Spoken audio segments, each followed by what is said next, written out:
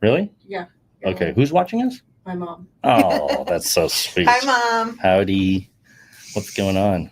My name is Jason. Okay, we'll jump in. Is this Instagram or Facebook or what is this? Or multi-platform? YouTube and Facebook. Cool. So Instagram, too many people do stuff there. Okay, so for me, so I didn't want to put you on there yet. Oh, I see. Okay. We're not at that level yet. That's we got to fine. prove ourselves before we get to Instagram. Yeah. Well, I'm glad it's you, Jenelle. It's been easy. Thanks for yakking with me. Oh, yeah. Should we pick up where we left off? We can. I think so. Do we want to introduce ourselves first? Sure. All right. I'll let you go first. Sure. I'm Jenelle Herman. I use she, her pronouns. I'm here because my wife dragged me here and said we'd have some good conversations. That's right. Yes. Yeah. And I think we have. Yeah, Man, there was so much good stuff There was so much good stuff, but the tech wasn't with us, so we got to start over. That's okay. We can do that again. And who are you? Who am I? That is the question. It is. I'm still trying to figure that out, actually. My name is Jason Thibodeau. I run a mortgage branch, and this is more my passion these days, is getting on camera and talking to people, and not necessarily about technical mortgage X's and O's things. To be honest with you, that's the last thing I like talking about. But I'm good at it, so I will if I have to. But I more prefer the human connection piece, like what makes a person tick, what they're passionate about, and just learning more about people. And here's an example of that. Yeah, we were just chatting about our experience growing up. It sounds like we had somewhat similar experiences. Yeah, it does. Yeah, I grew up in the church, right? And that's a broad way of saying it, but for me, it was non-denominational Christian, which is always cloaked Southern Baptist. Yes, right. Basically, right. Yeah. So it was like fundamentalism. Very, I would describe it personally as uptight dogma. Right, like this is the way it is. Literal interpretation, word for word. You're as good as filthy rags on your best day to God, and you can miss heaven by. My Wednesday night Bible school teacher used to say when we were like 11 years old, you can miss heaven by 12 inches. I'd be like, man. What does that mean? Like, and then we'd be like, get pressured into doing altar calls. I probably, my best friend Jason can probably vouch for me. I probably did 900 altar calls. So you've been saved 900 times. Because so you're never super saved. You never know if it's enough, right? Because they would suggest to you, hey, maybe you're not saved. Right. Eternal damnation is putting your hand in front of your face and not being able to see it because it's so dark. This is what we taught kids. Yeah. Right. So talk about the nightmares, by the way. My dad and mom would come in the middle of the night screaming, or I'm screaming, and they'd be like, what's wrong?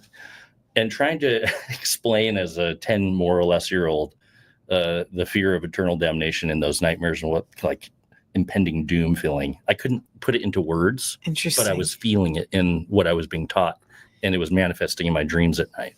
That's rough, man. Yeah. So I grew up in an actual still would proclaim themselves a Southern Baptist church, and I still somehow managed to grow up with the perspective that God was love. Yeah.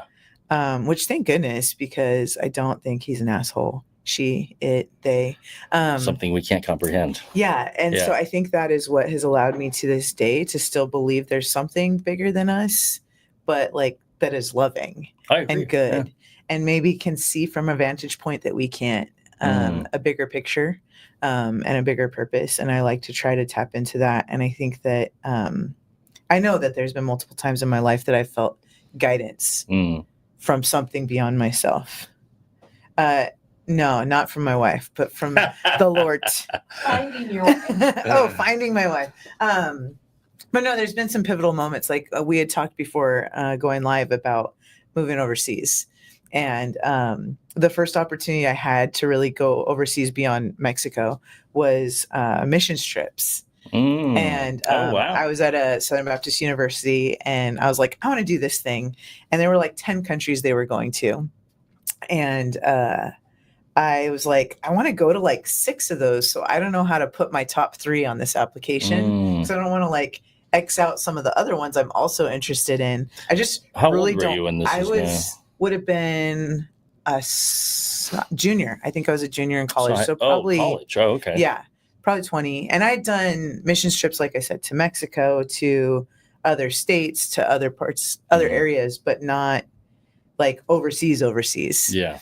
But in this, I was like, I just don't want to go to Asia. I don't. Yeah. I don't know why. I just don't. Didn't appeal to you. If anybody bothers me, it's those Asians. Which, wait for it, because it gets better. But so I was like, but I don't want to like limit some of these other countries. So I'm just going to leave it blank and we'll see what happens. And I got my acceptance letter and it was like, congratulations, you're on Team Vietnam. And I was like, no. And as I think both physically and figuratively raised my fist in the air, like, why? I just felt this very strong, like, because those people are amazing too, and God made them too, and you need to see that and experience that. So you kept it open-ended on purpose. Yeah. Though. And I went and I fell in love with individuals that I met and like their hearts and their goodness and the culture. And so then I went back by choice. What part of Asia? And I was in Vietnam for this. Okay. And so went back again on purpose. And that time I was like, I don't want to just fall in love with the people that I meet, but I want to fall in love with the country as a whole. Yeah. And I did. And then I went back after I graduated on purpose again to live there. And saw myself potentially staying there for the rest of my life. But there's just been moments like that where I'm like, that wasn't me moving me in that direction. But it was also not like, I think we have this picture, I'm sure you experienced this too, where God is like, you have to submit and you have to obey this powerful God versus it feels like very heavy. Yeah. This loving God is lovingly guiding you out of love. Yeah. Like, for growth, for development, for knowing yourself better, for knowing the world better, for I don't know. I just I have felt guided by God in ways that really benefit me, not in ways that feel like an obligation.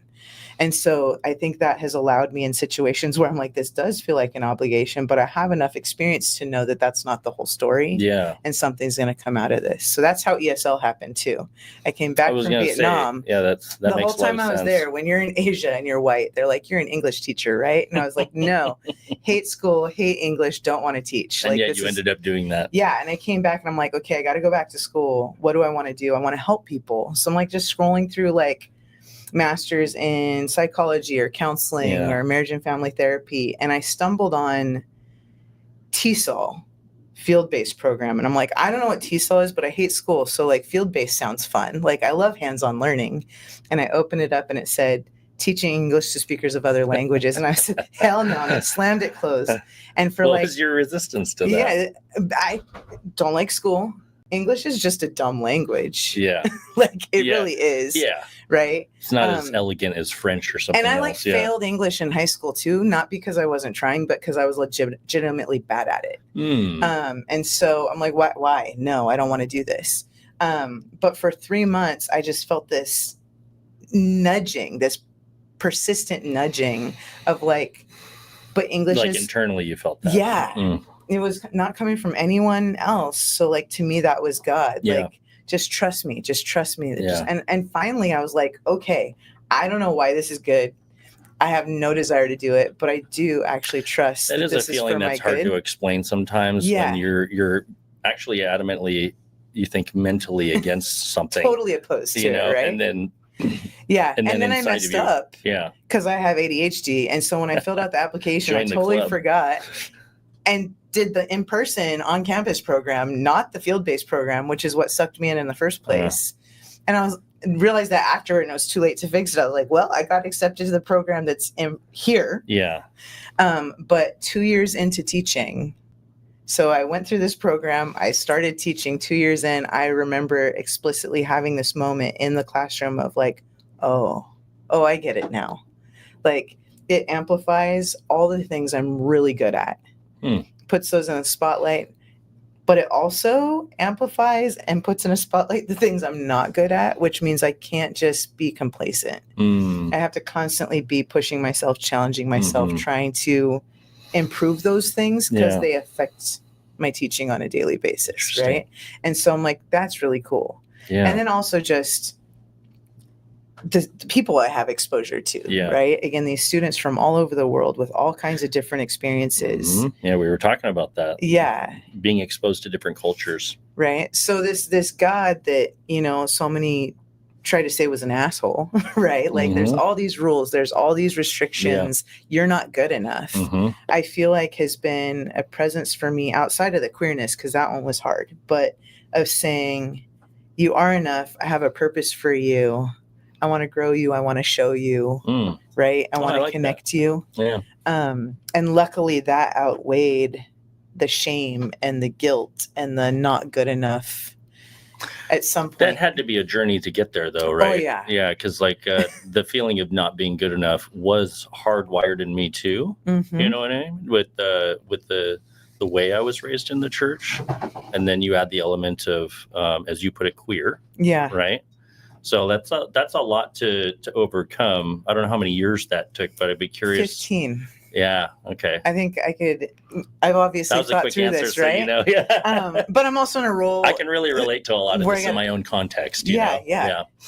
And I think I constantly felt broken and like it was my fault, because I obviously just wasn't close enough to God. I wasn't trying you weren't hard doing enough. Something right. I wasn't being selfless enough. I wasn't doing enough quiet times or praying hard enough, or because of the queer dynamic. Yeah. Okay. Because if I was, you wouldn't be feeling that way. Exactly. And then there was a season I remember where I was like, oh, this is the thorn in my side to keep me humble. Your cross to bear, maybe? Yeah, because maybe if I didn't have this thing, I wouldn't be reliant enough on God. But that's cool, except all the shame that came with it's heavy. Is the number of years I went thinking it would be better to not be alive. Right? Yeah. Because I can't fix this. Yeah. And the stories not be you that I was told in church didn't, and I didn't see it as me. I saw it as, Corey, can you shut that door? Something separate, something that I was doing, not something that I was. I was only doing it because something was still broken. Yeah. Right. And no matter how hard I tried, I couldn't not do that. And my main curiosity is where's the epiphany? 15 years is a long time. Right. The epiphany was God. And this is again where I see God as a good God and not the scary, controlling God, right? I got, and again, an important piece of that is I was always told when you focus on God, that helps you step away from sin, right? And I was like, it's in the moments that I'm closest to you that things keep happening, and I don't understand how to fix that. I don't know how to fight this fight. And I had gotten kicked out of church because rumors were told that happened to be accurate. But I got removed from church. You'd mentioned earlier, I'm a leader. So I was told, even if we remove you from a leadership position, but even if we remove you from a leadership role, you lead by existing. Yeah. When you walk into a space, the space changes. It's like telling an apple not to be an apple. Right. It's okay. Yeah. So I'm like, I get it. Yeah. So it's interesting. The person who I was seeing at the time was not kicked out, but I was, because of the influence that I had, even when I wasn't trying. You were a powerful force. Yeah. So I'm sitting in my room isolated. They told all of the folks from my small group and that I was in community with that I needed space. And so they thought they were helping me by not reaching out, by not connecting. So I was totally isolated. And that's hitting on something for me. I don't like that, where there's obviously somebody who needs love, support, a non-judgment approach to things. And the answer, it feels like a lot of times, not trying to paint broad, I'm not trying to generalize too much is what I'm trying to say. But with the church, it feels like, oh, they're in sin, we're just going to leave them alone. Yeah, this one, it was masked as you'll be you care about others so much. If others are in the picture, you're not going to focus on yourself. and do the work. But it was all manipulative, right? Yeah. Like, she needs space. The loving thing to do is give her space. The loving thing to do is to give her and so, space. Like, I encountered a few of those people years later, and they're like, oh my gosh, I had no idea you were going through that. And if I had, I would have reached out. Right? Yeah. But that allowed for this epiphany. So maybe they were right. I needed space, so I would be lost in my own thoughts. Interesting. But I was like, God, I don't know what to do. I'm in tears. I'm in my room. I'm like, I don't know what to do. It's in the moments that I'm closest to you that I keep struggling with this. I don't know how to win this fight. That's a heavy and dark moment, though. Right? Being isolated and feeling that. Yes. You know. But it was so healing because, you know, I don't know about y'all, but we were taught that like the Holy Spirit talked to people in the Bible, but not anymore. But I really felt God say, you're not going to win this fight because I'm not going to equip you to win this fight. You've spent years asking me to fix it, but you never asked me if it was broken. And I was like, that was the first time in my life. Again, I told you I thought this was a behavior and not who I was. Were you seeking anything? Did that come from inside, or were you like seeking and you found some resources that helped you come to that realization? I was not seeking until after this moment. So, I mean, I've spent 15 years at this point thinking I'm broken. Yeah. I have to figure out how to fix this. This is not of God. How do I manage this? Yeah. How do I keep myself keep enough distance between me and others that I don't slip into things that I'm not supposed to? So I was putting walls up constantly. Yeah. And so I wasn't seeking an answer for this to be okay. I was seeking how to overcome it, right? That's the only thing I was seeking. Trying to fix yourself. Yeah. And begging and pleading with God. If you look back at my prayer journals from those years, it's like a constant pleading and shame of like, please fix this. I don't know how to fix this. And so in that moment, it was God saying, I never asked you to fix it. You never asked me if I wanted you to fix it. And that was the first moment in my life where I went, oh my gosh, I'm gay. Yeah. Like, it just had never occurred to me again that that's who I was and not a thing that I was doing. And God proceeded to say, you've spent so much time and energy trying to fix this thing that I made in you, that it's taking away from your capacity to actually love people and connect with people and pour into people because it's consuming. Trying not to be what you are is consuming. Well, it's a difficult place to live on a day in and day out basis. Well, it's hard. Yeah. That means anxiety. That means lack of sleep. That means basic inflammation. I'm fully convinced that like emotional well-being or the lack thereof is inflammatory. Like your body doesn't feel good, you know? It leads to autoimmune stuff. It leads to all kinds of stuff. Right. Yeah. So, you know, for all we know, for years to live in that space. I survived cancer. Yeah. Maybe cancer was because of the church. Yeah. I mean, who knows? That's a stretch. Did you survive cancer? I'm not dead, so yes. Well, wait a minute. I wasn't sure if that was like a metaphor or something. No, you actually literally. Yeah. Okay. And that was, I was diagnosed actually in 2020. But that builds in your system for years and years and years. Well, that's kind of my point. So like my curiosity about that don't you feel that way? Like, yeah, I know it. Well, this is the first time actually that I've considered all that trauma. Yeah. And what kind of impact that has on your body, right? I've always thought, my poor sleep habits and eating habits and stress were probably the cause. Stress, certainly, but stress. But I never took it back to like, how long had this been forming in my body because of all of the unnecessary stress and shame and self-hate. I'll tell you one thing. My ability to decide is so funny. We're talking about sleep, and I have a terrible night's sleep last night. I'm a great sleeper. Great last night. Yeah. Well, I just had a coughing fit because I'm still getting over this cold. And with the CPAP, it makes it worse. But you need the CPAP to sleep. So it's a catch-22. Yeah. But the point is, last night aside, I, generally speaking, no matter what's going on in my life, this version of myself, which is similar to, with a different context, it's similar to where you're at. It sounds like I feel some alignment, but I sleep really well.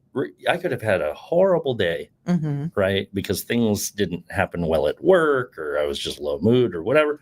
Doesn't matter really. I don't think about things the way I used to, and I sleep as a natural byproduct way better than I ever did when I was in the pre-version of myself trying to have the awakening moment, the epiphany moment, right? Because I never slept. I just never slept. I stayed awake well into the night. But again, the cumulative effect of that, right? And the anxiety and the inflammatory response and the gut health and all the other things, like I'm so fascinated with the idea is, does that lead to chronic health issues? I'm sure it does. And you talked about anxiety, like we just met. Yeah. Right. And these are the conversations we're having. I love engaging with people. I love connecting with people. Me and too. Yet I have such severe social anxiety that it can be debilitating. Were you feeling that today? No, because I was not awake enough to worry about it. So I just showed you up. Just need to be sleep deprived. There's no pressure in the situation. But I'll walk into and Corey, my wife, and I talk about this a lot. I've missed really important moments for really special because friends of social anxiety. Because I show up and I sit in the car and I can't make myself get out and go in because who's going to be in there and how am I going to interact with them and am I going to feel left out? Am I going to? Is that still a thing today? Yes. But where does that come from? Years and years of knowing that like the version of me wasn't acceptable in the spaces that I was in. Right. And so my wife will say, babe, it probably won't even take a full 30 seconds for you to be engaged in like an engrossing conversation.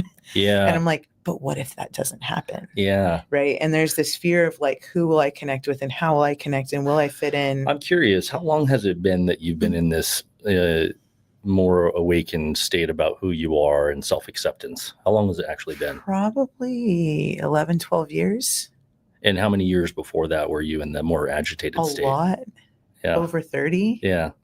I mean, because even as a kid, and I don't remember a lot of my childhood, and I think it's probably that I've suppressed it because it was traumatic because I knew I wasn't able to be myself. But I've had both an aunt and a grandmother tell me that as a kid, I wasn't able to show up as my full self. And that was like queerness aside, right? I was a kid.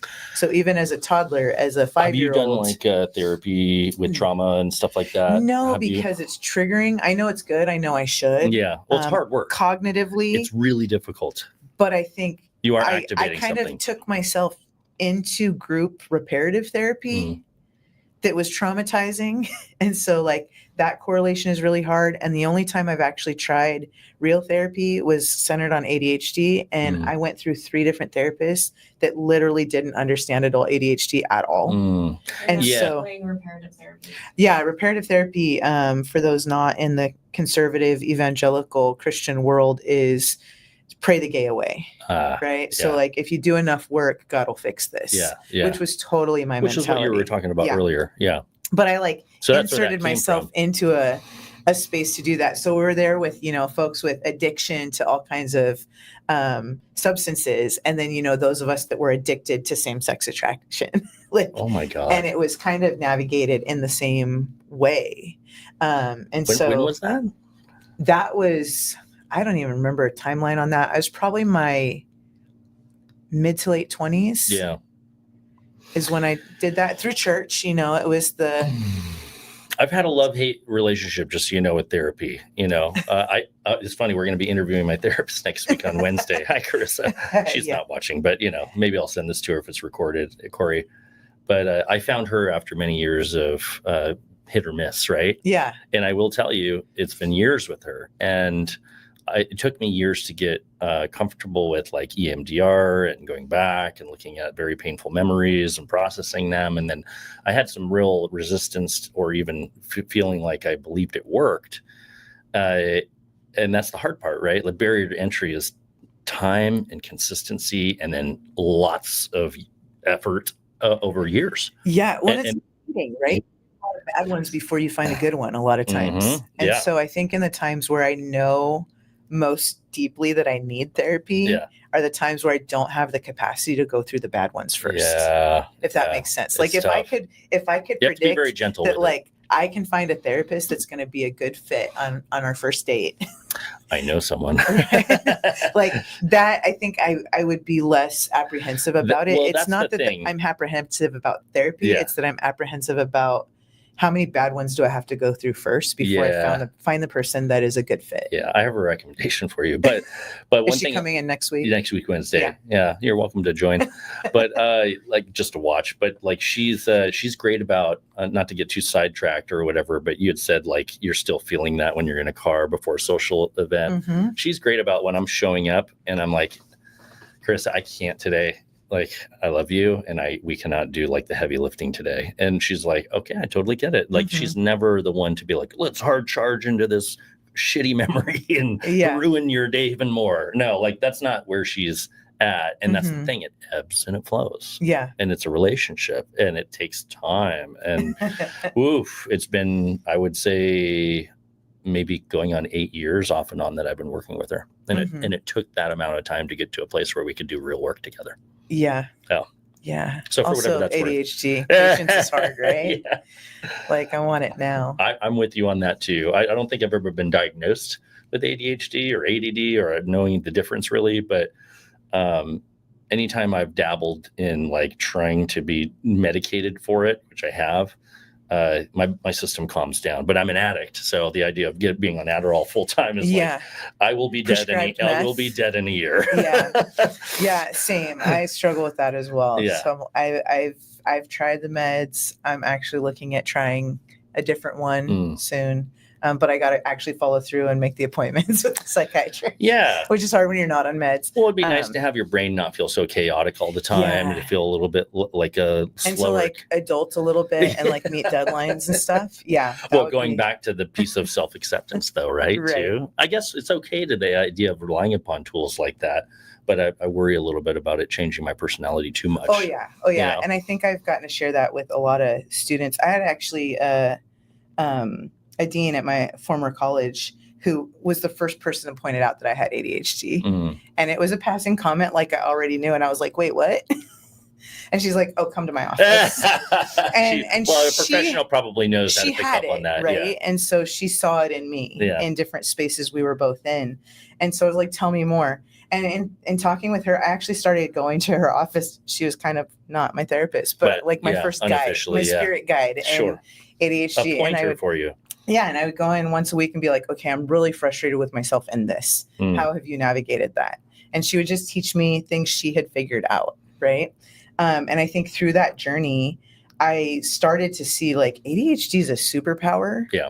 But like, you know, almost every superhero movie has that arc where when their power first starts coming out, they make a mess everywhere. They're destroying stuff. Right. They're shooting the wrong thing. They're overshooting. It's and I was like, oh, it's like that, but I haven't learned to harness the superpower yet. Right. And I think that that's an important piece for me always is both. And I've had this conversation with some students about even the queerness being like, I hope God fixes that. And I'm like, oh, no. This is part of what's made me so cool. Interesting. Is the ADHD and the queerness that have been these obstacles and are challenges. They genuinely are challenges, have also made me exactly who I am.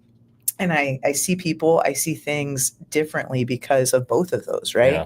And so when I go into a job interview, which hopefully I don't have to do again because I'm a tenured professor and I hopefully will retire from my job. You've made it. Right? But at my job interview for this job, I said, I have ADHD. I will not turn in paperwork on time. I will not meet deadlines and I'll be hard to harness, but I will bring a perspective that nobody else on the team is bringing because I see the world through different lenses. Yeah. My brain is processing differently. Yeah. So I'm going to ask the question nobody thought to ask.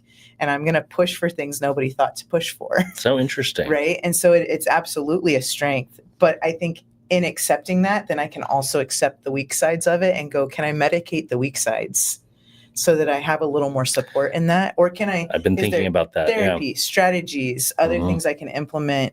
And some of them are strategies. So even with my wife, with my students, I'm like, oh, you need me to do that? I'm going to need you to message me 3 times on different days.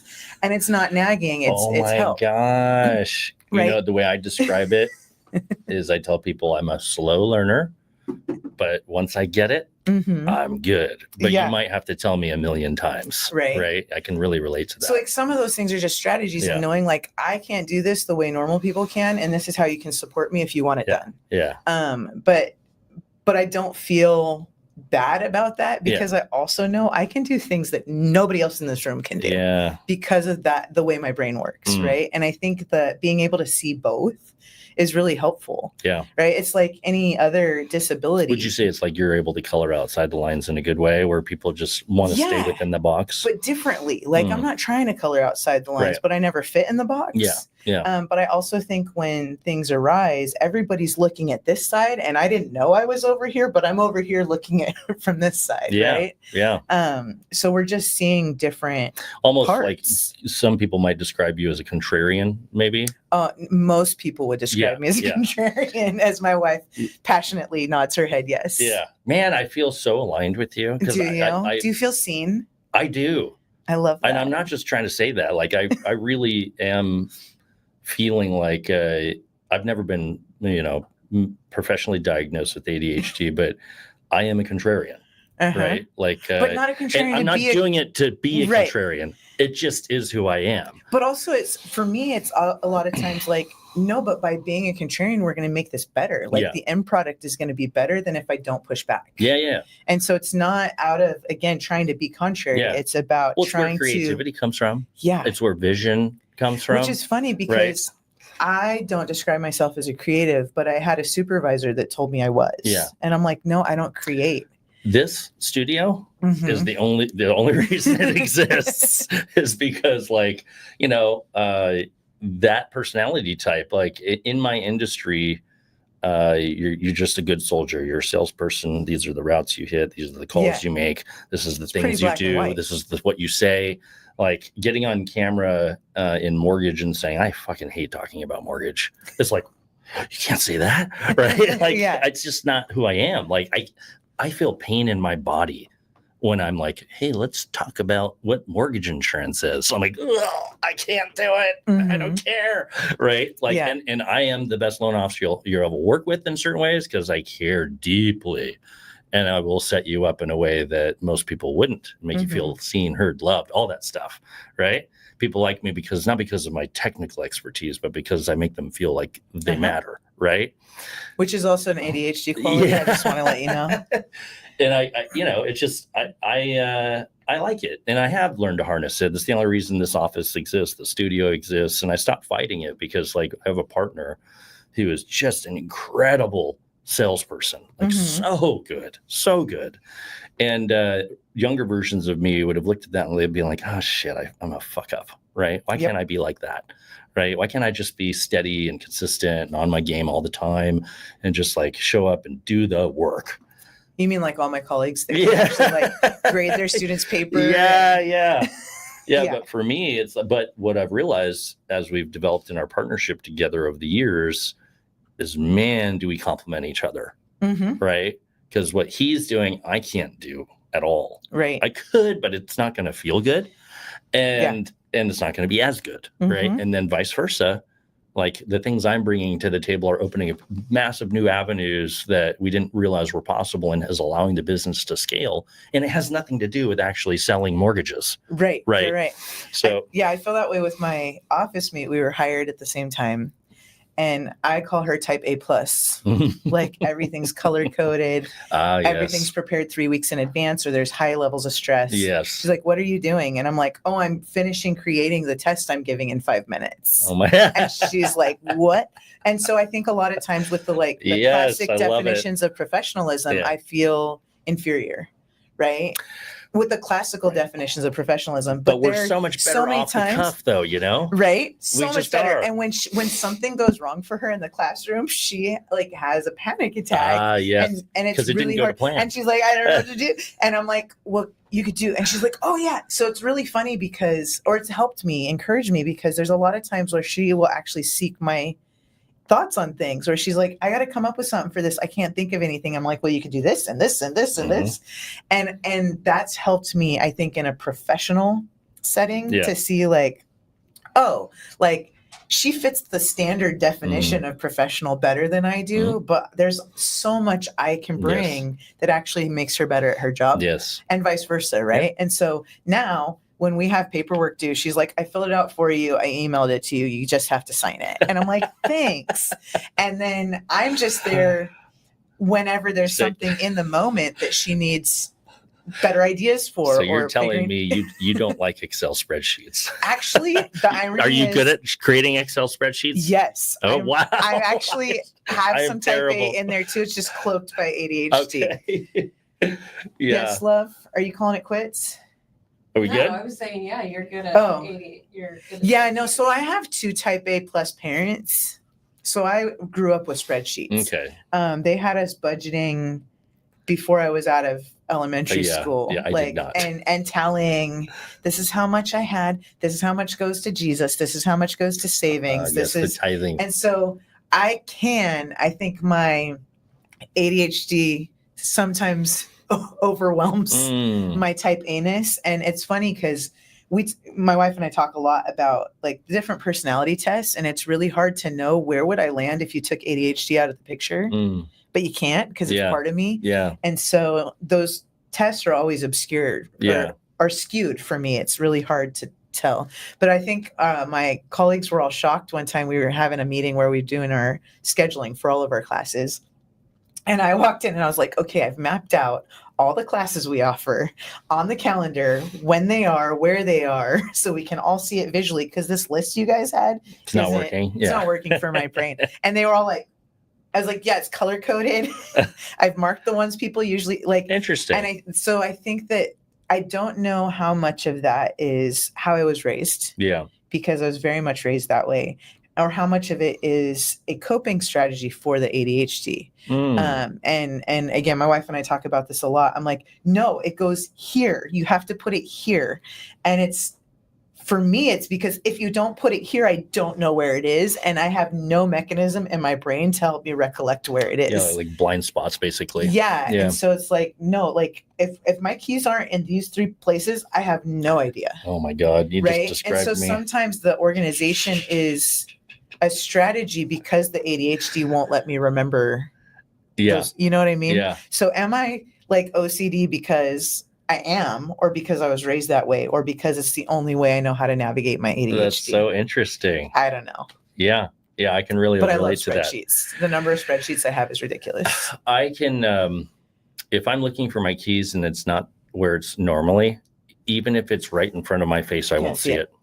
So I've had so many friends tease me because and my wife will literally point at it and say, honey, you are literally staring at it right now. And I'm like, but it's spinning too fast. Yeah. I'll be waiting for somebody. Literally, my entire intention is seeing that person walking down the hall in a crowd of people, and they will walk right past me and I not even catch it, because I just think there's information overload all the time, every second of every day. That's the part I would like to experiment at some point in my life with slowing down, just as not as a way to change myself, but maybe just use it as a tool here and there. Yeah. So one of the things I've noticed with some ADHD medication is I still spin, but it allows me to circle back more easily. So just like take the edge off, right? Yeah. It's like I'm still here, but I'm like, I was trying to get this thing done and I actually only got distracted for 5 minutes, and I was like, oh yeah, this thing. And I'm able to get back to it and keep going. I feel like without the medication, I don't have a shifter. I'm like, I'm supposed to be over there. Yeah. But I'm here and I don't know how to move myself over there. Yeah. Right? My biggest problem again with ADHD meds is addiction. Because I'm a total addict. Which is valid. Yeah. I'm sober it'll be 3 years in October from alcohol.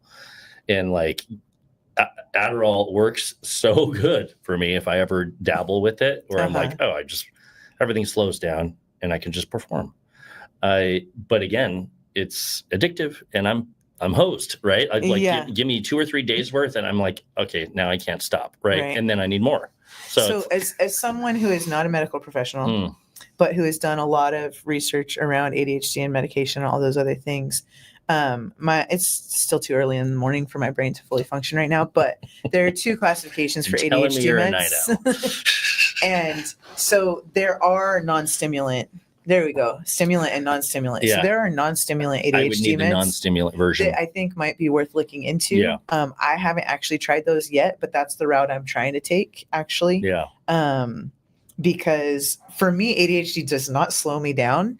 It more extremely hyper focuses me, which can be good if I land on the right thing. But it could also, I think about 12 years ago, I did 12 hours straight of Facebook. I was very focused. 12 hours straight of Facebook. What do you mean, like doom scrolling? Doom scrolling. 12 hours while I was supposed to, like, grades were due and I was supposed to be grading essays. And I'm like, I am so hyper focused right now, but not on the right thing. Yeah. And I couldn't. How do you switch over? Get on the right thing, right? Yeah. So Adderall didn't help me with that.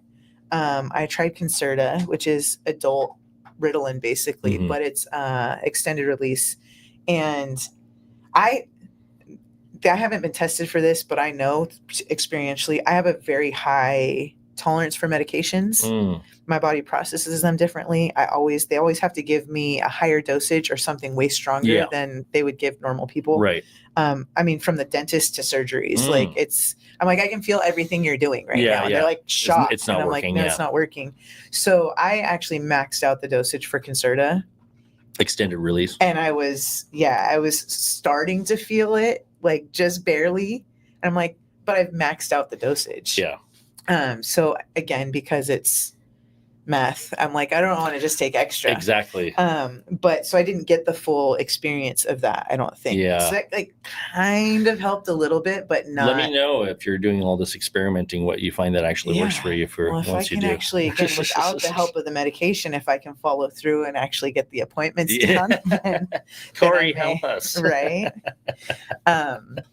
So yeah, I think the one I'm currently looking at is Vyvanse. Okay. But I also have to be really careful because a lot of the non-stimulant ones are used for other things, and I am still on medication for cancer treatment. Yeah, and I have to see, like, I have to kind of dig in and say, is there anything out there that conflicts at all? I think we should. I don't know how much time we have. I'm just pressing buttons. You guys do what you want. It's 11:40.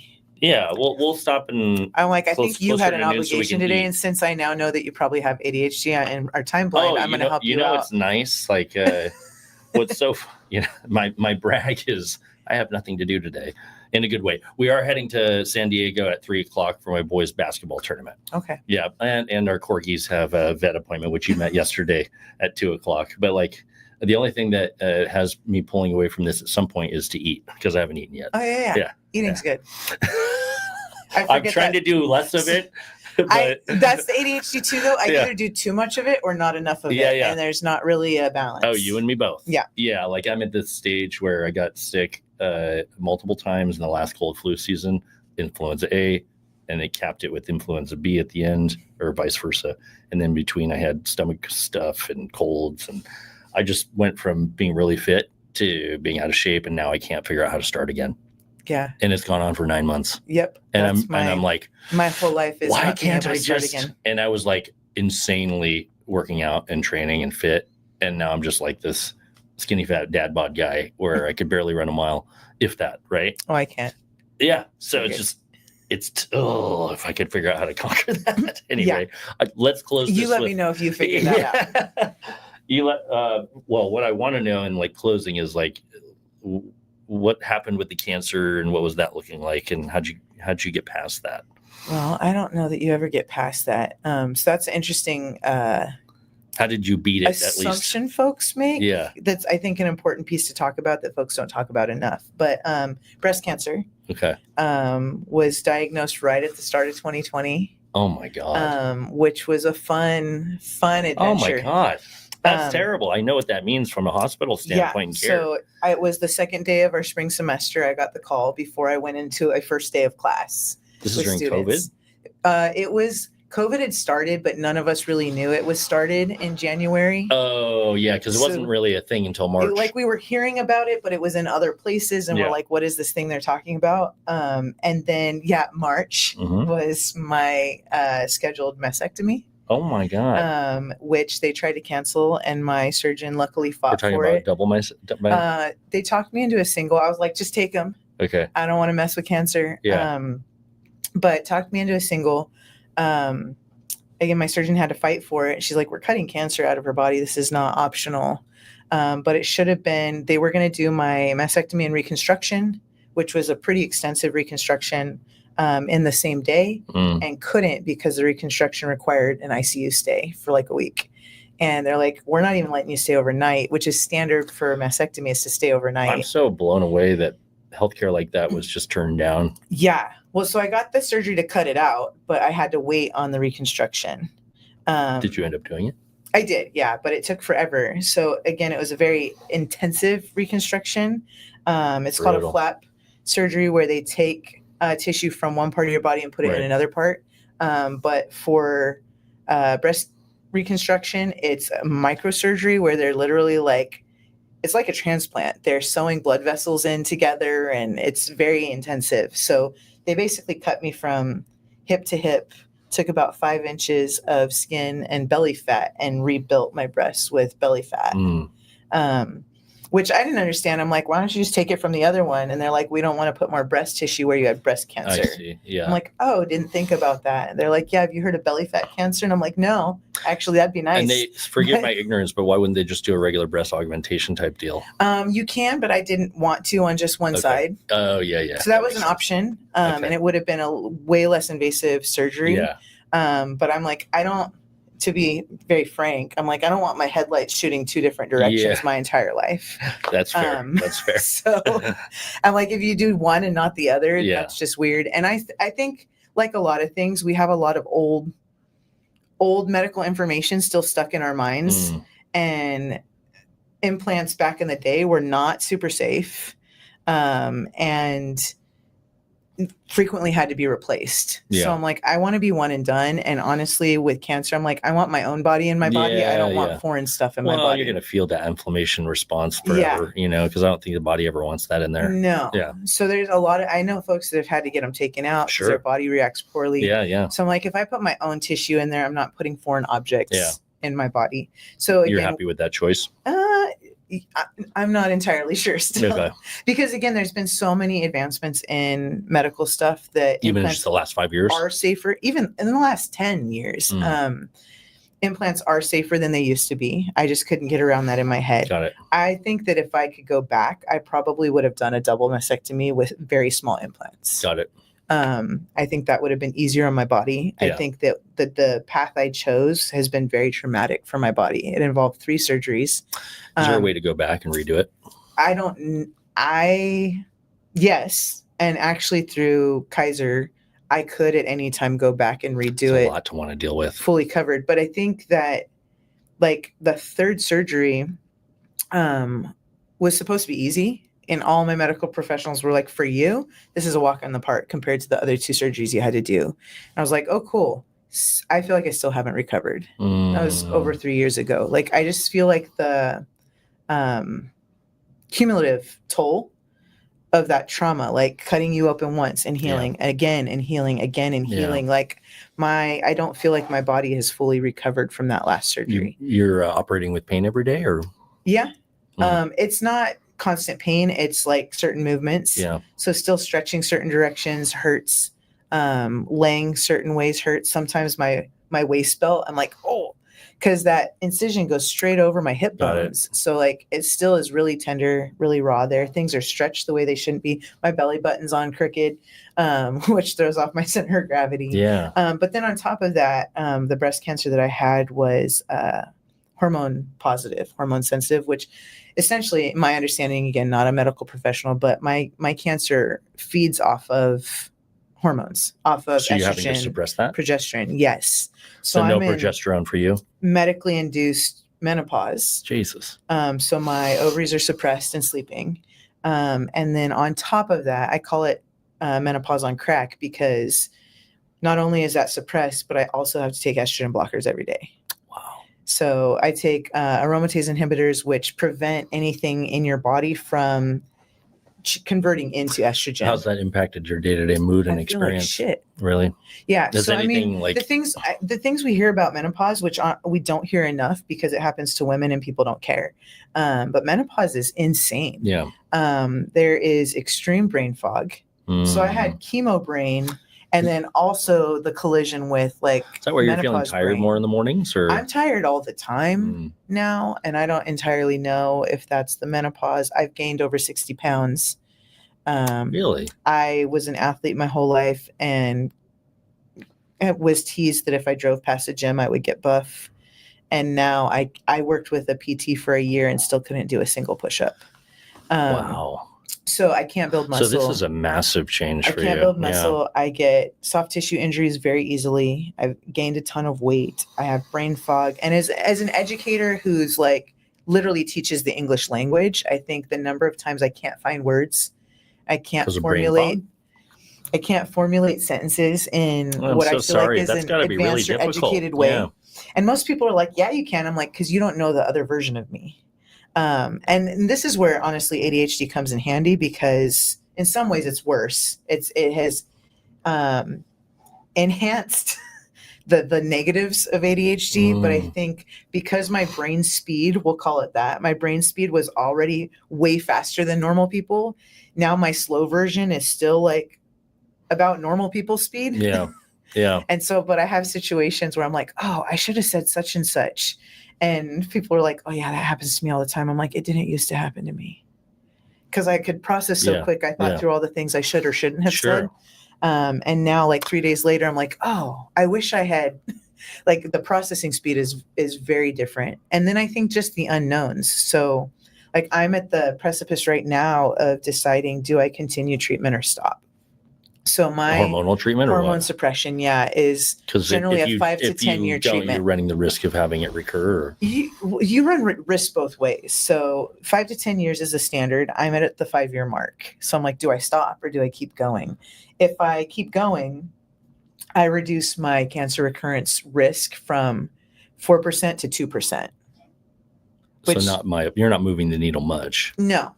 It's still on a lower side, though. If I continue the hormone suppression, the side effects and the impacts of that are, again, brain fog, weight gain, bone density issues. Like I'm more prone to osteoporosis. Is this because you didn't do a double bisectomy? And so you're worried about it showing up in the other? No, it's just you can do both and you can still have it recur. Really? And any cancer can recur elsewhere in your body if it's metastasized, right? And so for me, I did have one positive lymph node. Once it gets to a lymph node, that is the system that goes through your entire body. And a lot of folks are like, oh, are you in remission? None of my doctors use that term. So now I'm understanding what you were saying earlier. Which part? We've been through a lot of chapters. The comment that I made about like beating cancer. Yeah. And you said but you don't really, So like I have high blood clot risk. I have heart cardiovascular risk. I have bone density risk. All because of the hormone suppression. Is this something you're thinking about emotionally on a day-to-day basis? Yeah. Yeah. Yeah. Because I feel I feel a lot of the negative outcomes on a daily basis. Are you prone to depression or anything like that because of this? Yes.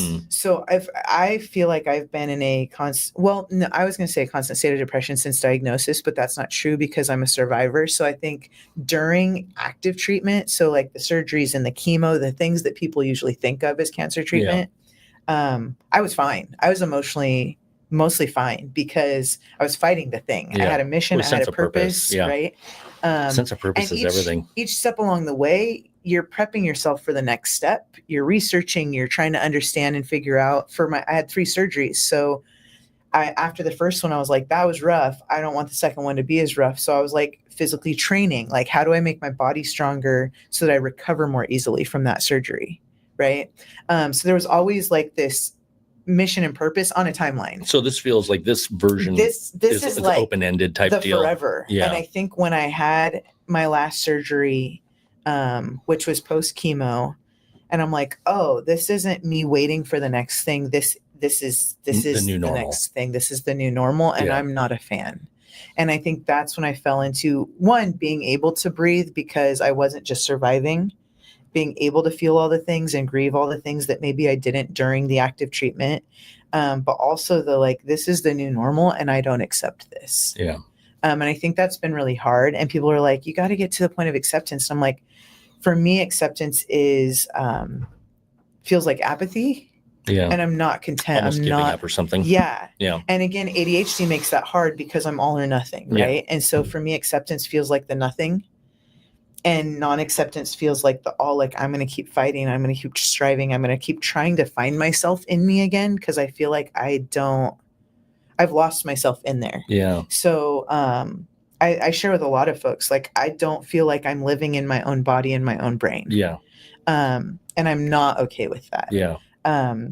I think you combine cancer, COVID, which was traumatic for all of us, racial unrest, and if we're being real, the fact that the planet is falling into authoritarianism and we're destroying the planet, we're destroying human beings, there's so much hate, there's so much injustice, the divisiveness, right? And if you hadn't figured it out, I have a justice complex, right? And so I think bearing all of that, I just feel like I'm in a constant state of numbness and overwhelm.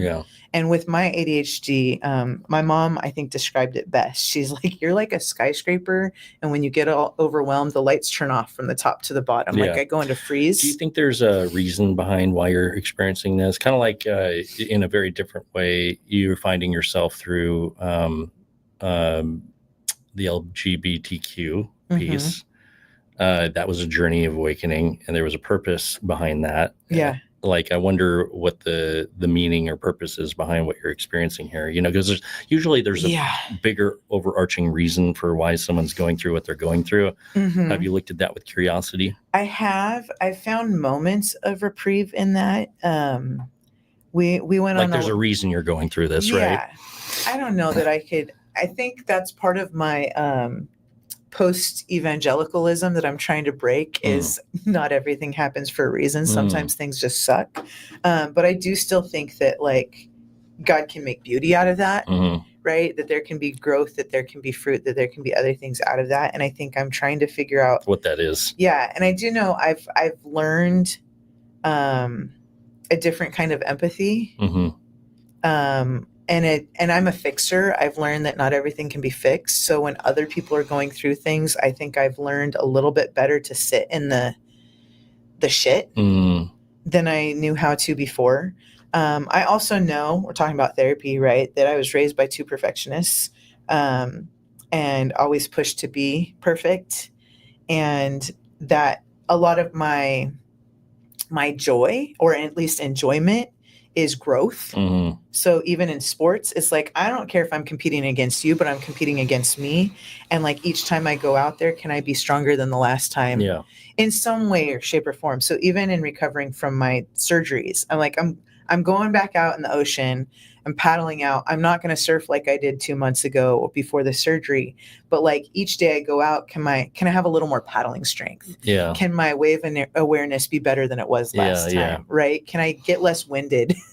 Right? Can I maybe get up on my feet a few more times? So it wasn't even comparing to my old self, but is there something I can gain from this? That's better than the last time. And I think I've been encouraged to can I find joy in just the being? And that is very that's a profound, unnatural for me. That's pretty profound, right? Can I find purpose in just existing? Can I find the purpose in surfing? Could it be that I was in the ocean and experienced water and fresh air and taking deep breaths into my lungs?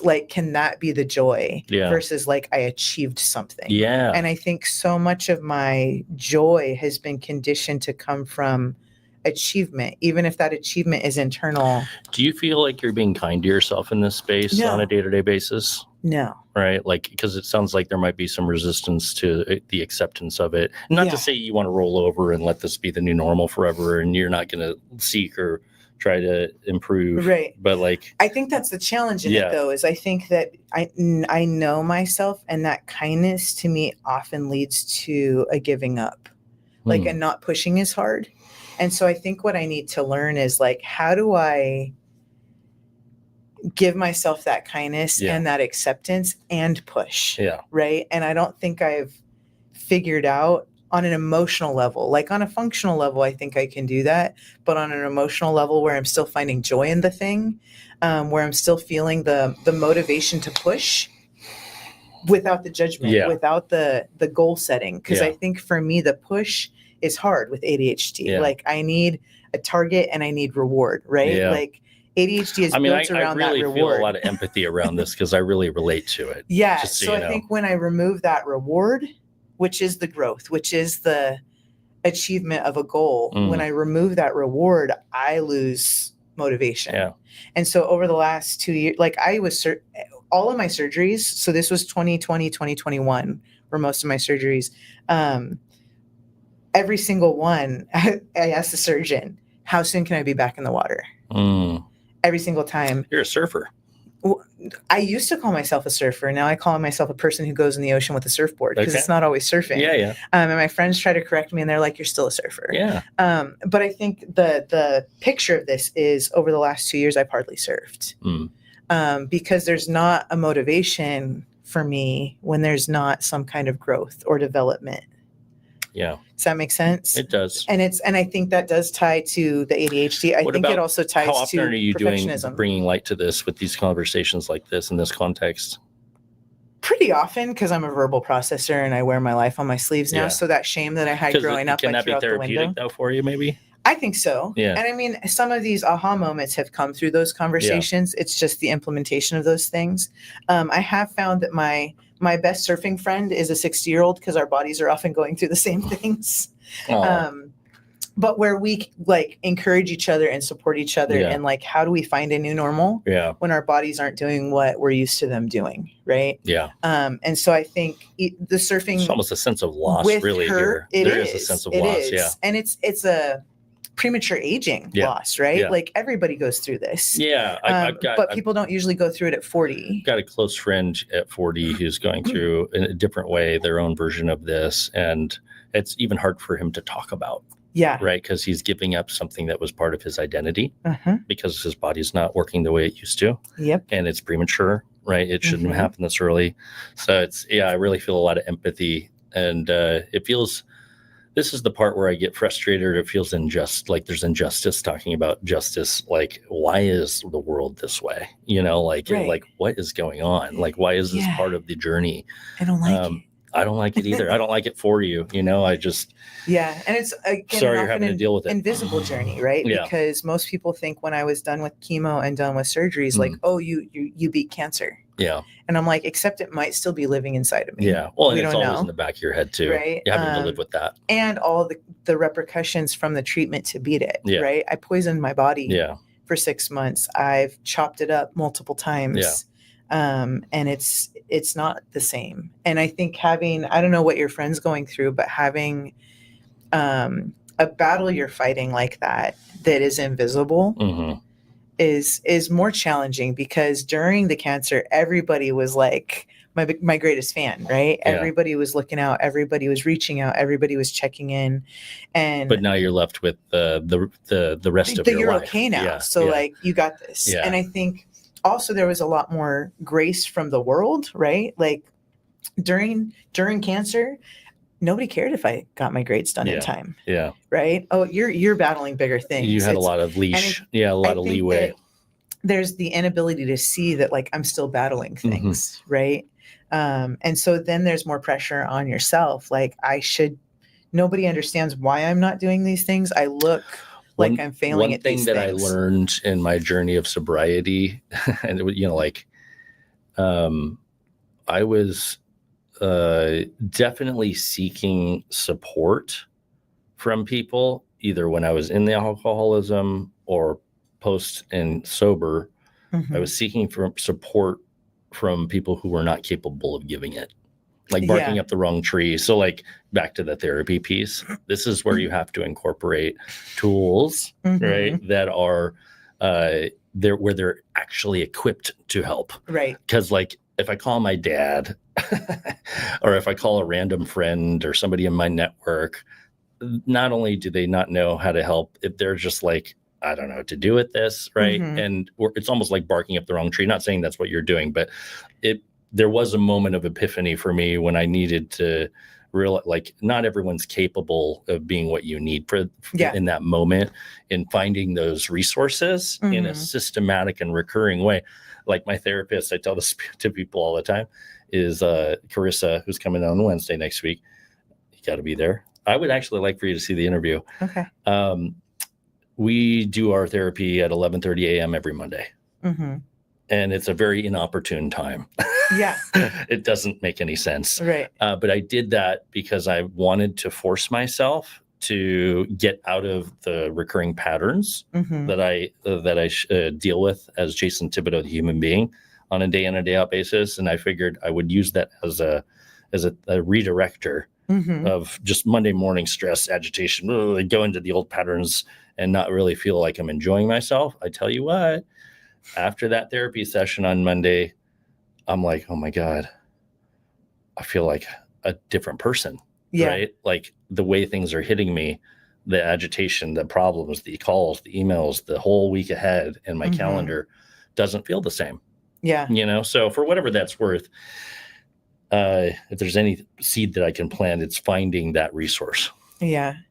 Hey, babe, did you set this up to get me into therapy? Well, I'm totally going to thank him. So I don't know. It's helped. It's helped me in a big way, but it took a lot of work. I'm not going to say, oh, it's so glorious and wonderful all the time. Sometimes you're like, oh, I don't want to do this. It's like physical therapy. It is. It's not doing its job if it's not a little painful that's sometimes. The other piece, like in closing, that our American society maybe is getting better at in a certain way, but like mental health, like the previous generation, my mom, my dad, like my in-laws, I look at them and I'm like, man, I feel a lot of empathy because they didn't have the support. They just didn't. It wasn't a thing back then. You pulled up your bootstraps and you got on with We're it, back right? To that rugged You certainly don't right? talk about it. That's for sure. Push through. Yeah. So anyway, yeah, there you go. This is a really good talk, I think. I do too. I could do this forever, but I want to eat because my blood sugar is problematic. Well, thank you for this. Yeah, for sure. Honestly, it's been a real pleasure. And I know, like, when you open yourself up like that, especially on lights and camera and social media, it's a vulnerable place. So I hold that with a lot of reverence, and I appreciate it. I appreciate that. Yeah. Appreciate you. Likewise. All right. How'd we do, Corey? say bye to everyone watching. Oh. Bye, Mom. See you, Bye, Mom. Mom. Am I going to get a recording of this? I think this should go out on the